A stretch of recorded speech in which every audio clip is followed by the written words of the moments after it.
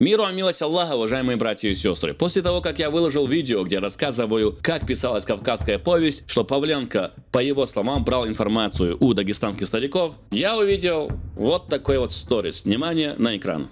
Из всех созданных Всевышним самое удивительное существо — человек, не зря говорят. Вот объясните мне, как сюда завезли стройматериалы?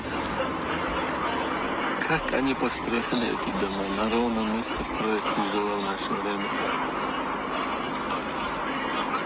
Как так? Итак, наш пользователь интернета задает вопрос. Объясните мне, как? Объясняю. Первое то, что он признает, что да, действительно, можно в современное время построить там дома на возвышенности и жить. То есть, понимаете? Это только начало.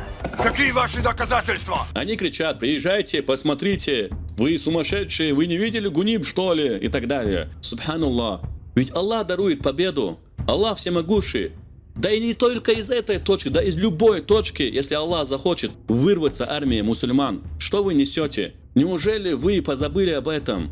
Сколько было моментов, когда из горячей точки, где невозможно вот таким, как вы, казалось, выйти, выходили братья.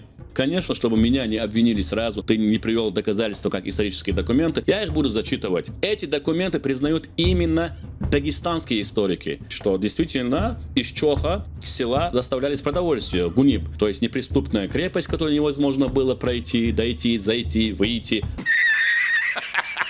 Итак, эти слова приводит в своей работе также и Патимат Тагнаева. Покорение Дагестана, 1859 год. Из дневника кавказца. Военный сборник. Том 34. Санкт-Петербург. 1863 год. Страница 69 по 70. По крутым скатам этого фаса извивались тропинки, по которой, несмотря на всю бдительность блокады, каждую ночь, как оказалось впоследствии, доставлялись на Гуниб и снаряды из только что покорившегося аула Чох.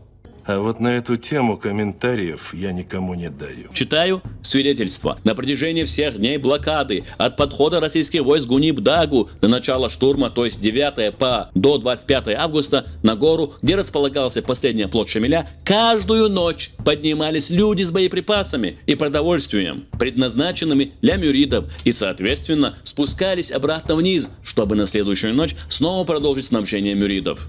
Итак, штангер действий 2-го батальона Черванского полка под Гунибом. Военный сборник. Санкт-Петербург, 1864 год, страница 153. В это время проехал генерал Кесселер и сообщил мне, что с другой стороны аула стоят обширонцы, к которым он идет. При этом, внимание, вопрос задающий, он приказал мне занять все тропинки, чтобы не упустить Шамиля, если он вздумает бежать. То есть, они понимали, что можно, оказывается, сбежать с Гуниба.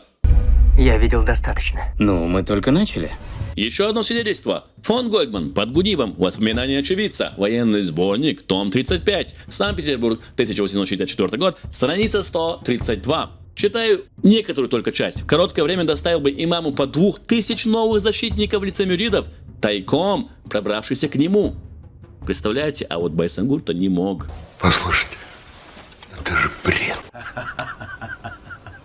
Поэтому, когда кто-то будет убеждать нас в том, что сквозь русскую блокаду вокруг Гуниба не проскочила бы и мышь, не будем слушать этих фантазеров. Очевидцы и участники штурма свидетельствуют об обратном. На Гуниб неделями поднимались и спускались с него целые снабженцы, а решить Шамиль отбить первый штурм, к нему тайно могли проникнуть на помощь тысячам мюридов. Наконец, последнее свидетельство. Информация о том, что какие-то защитники Гуниба сумели пробиться сквозь русские войска, атакующие гору, и скрыться.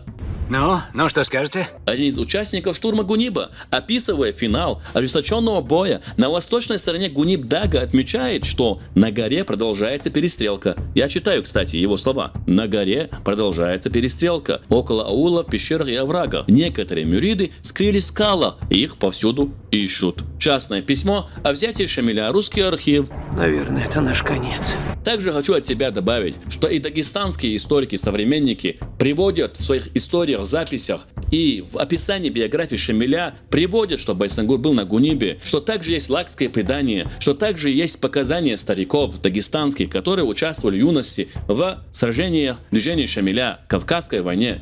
Я говорю, если есть вот такие факты, почему вы их отрицаете? Почему они не могут служить Тем, что, как есть другая версия, что он там не был. Но есть и эта версия, где говорится, что он там был. Это говорят не только чеченцы. Мир вам и милость Аллаха.